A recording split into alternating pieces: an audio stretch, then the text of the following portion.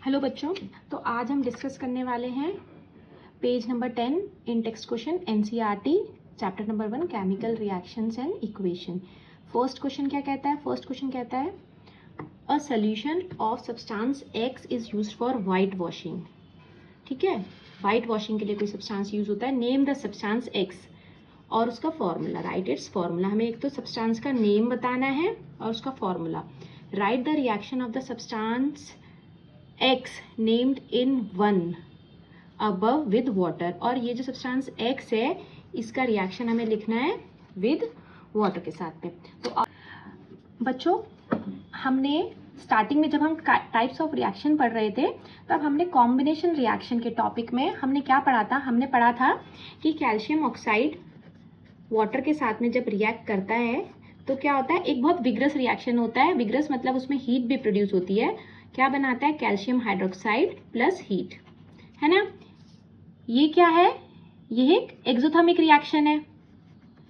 और ये कौन सी टाइप ऑफ रिएक्शन का एग्जाम्पल है? कॉम्बिनेशन रिएक्शन का। दो सब्सटेंस मिलके एक सिंपल सब्सटेंस बना रहे हैं, तो ये एक कॉम्बिनेशन रिएक्शन का भी एग्जाम्पल है। कैल्शियम ऑक्साइड क्या होता है? इसको हम क्या बोलते हैं? क्विकलाइम भी बोलते हैं। और जो बनाता है इसे स्लेक्ड लाइम। ये इनके क्या है? कॉमन नेम है। Calcium oxide and calcium hydroxide are their chemical name.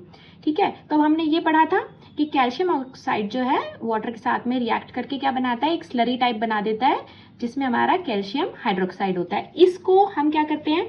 दीवार के ऊपर जब कोट करते हैं तो एटमॉस्फेयर में जो हमारी कार्बन डाइऑक्साइड है उसके साथ में रिएक्ट करके क्या बना देता है दीवार पे? Calcium carbonate.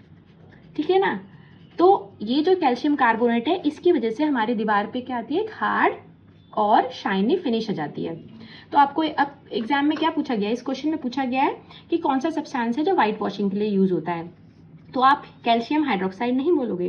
कभी आप वहाँ पे एग्जाम में जो है कंफ्यूज हो जाओ कि हम कोटिंग तो इसकी करते हैं। नहीं, ये तो हमारा जब हम कैल्शियम ऑक्साइड को वाटर में मिक्स करते हैं तो हमारा रिएक्शन होने के बाद में जो हमारे को स्लरी टाइप मिलता है ये वो है, इसको हम कोट करते हैं। तो अगर एग्जाम में पूछा जाएगा कि हम कौन सा सब्सटेंस यूज करते हैं व्हाइट वॉशिंग के लिए सॉलिड फॉर्म में, क्या होता है वो? Calcium oxide. हम इसको यूज करते हैं व्हाइट वॉशिंग के लिए। ठीक है, इसको जब हम वाटर में मिक्स कर देते हैं तो हमारे पास में कैल्शियम हाइड्रोक्साइड आता है। इसको हम कोट करते हैं जब ये कैल्शियम हाइड्रोक्साइड जो है एटमॉस्फेयर में प्रेजेंट कार्बन डाइऑक्साइड के साथ में रिएक्ट करता है तो हमारी कैल्शियम कार्बोनेट की एक कोटिंग बना देता है जिससे हमारे पास में कैसी फिनिशिंग आती है? शाइनी और हार्ड फिनिशिंग आती है। तो देखो, अब आपको यहाँ पे कुछ जो याद रखने वाली चीजें हैं, क्योंकि एग्जाम में जरूरी नहीं है ऐसे ही पूछा जाए। आपको यहाँ पे जो याद रखना है वो क्या याद रखना है कि हम कैल्शियम ऑक्साइड को क्विकलाइम भी बोलते हैं, कैल्शियम हाइड्रोक्साइड को हम स्लेक्ड लाइम भी बोलते हैं। ये रिएक्शन किसका एग्जाम्पल है? कॉम्बिनेशन रिएक्शन का। कौन से टाइप की रिएक्शन है? क्योंकि हीट इवॉल्व हो रही है, ये एक एक्सोथर्मिक रिएक्शन है। ठीक है, तो आओ हम इसे देखते हैं लिखा कैसे जाएगा। लिखेंगे कैसे? फर्स्ट पार्ट क्या है? Name the substance x and right it's formula. तो सब्सटेंस एक्स क्या है हमारा? कैल्शियम ऑक्साइड है और उसका फॉर्मूला क्या है? CaO। Right the reaction of substance x with water. तो हमने भी पढ़ा, क्या पढ़ा हमने कि कैल्शियम ऑक्साइड जब वाटर के साथ में रिएक्ट करता है तो क्या बनाता है? Slaked lime, calcium hydroxide plus heat. ये कैसा रिएक्शन है? This is an exothermic reaction क्योंकि हीट प्रोड्यूस हो रहा है। और ये एक कॉम्बिनेशन रिएक्शन है क्योंकि दो रिएक्टेंट जो है आपस में रिएक्ट करके क्या बना रहे हैं? एक सिंगल प्रोडक्ट। आओ हम नेक्स्ट क्वेश्चन पे जाते हैं। अब नेक्स्ट क्वेश्चन देखते हैं। नेक्स्ट क्वेश्चन क्या है? Why is the amount of gas collected in the test tube in activity 1.7 is double the amount of gas collected in the other? Name this gas। जो हमारी गैस डबल है हमें उस gas का नाम भी बताना है। बेटा, इस क्वेश्चन में जिस एक्टिविटी की बात करी जा रही है वो ये एक्टिविटी है। ये कौन सा एक्टिविटी है? ये एक्टिविटी है इलेक्ट्रोलिटिक डिकम्पोजिशन ऑफ वाटर की।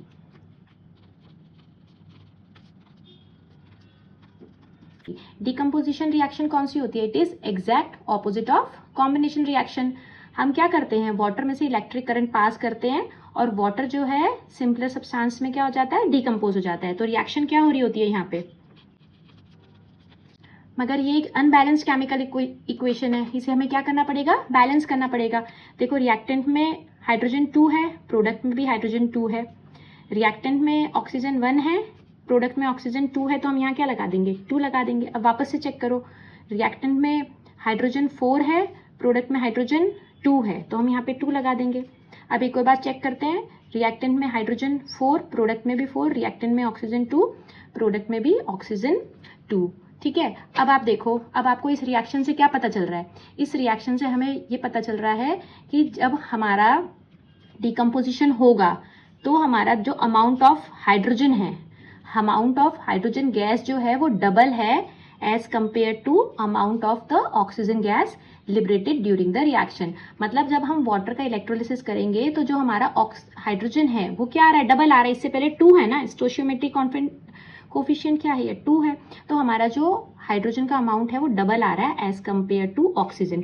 तो इस एक्टिविटी में आप देखो ये जो है डबल है, यहाँ जितना डिस्प्लेस हुआ है हमारा वाटर ये कितना है, डबल है ना, ये देखो ये, तो ये कौन सी है, हाइड्रोजन, और जो हाफ हुआ है ये कौन सा है, ऑक्सीजन।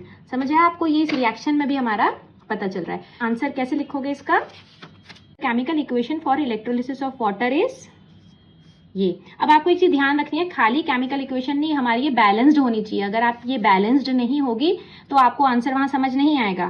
तो आप पहले इक्वेशन लिखोगे, फिर उसको बैलेंस करोगे, फिर आप अपने आंसर को एक्सप्लेन करोगे। It is evident from the above reaction that during electrolysis of water 2 parts of hydrogen gas and 1 part of oxygen are formed. 2 parts of hydrogen gas and 1 parts of oxygen are formed. Therefore, the amount of hydrogen gas collected in one test tube is double. Therefore, the amount of hydrogen gas. देखो ये क्या है, ये हमारी hydrogen gas है, ये oxygen. Therefore, the amount of hydrogen gas collected in the test tube is double than that of the oxygen produced and collected in the other test tube. ठीक है, चलो अब हम नेक्स्ट क्वेश्चन पे आते हैं।